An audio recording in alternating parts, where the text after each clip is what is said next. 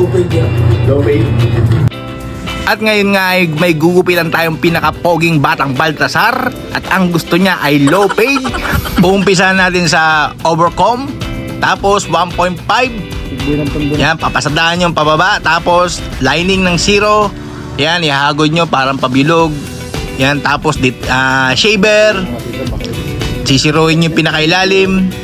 Tapos open close.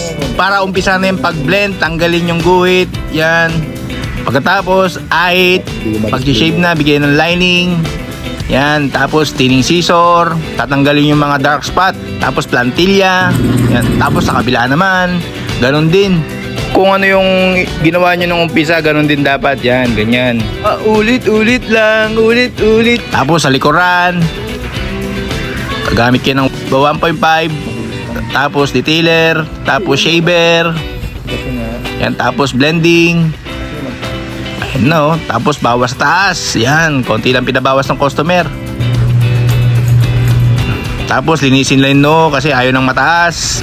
Ayan na yung finished product natin. Pogi-pogi na oh. Yun, ang ganda.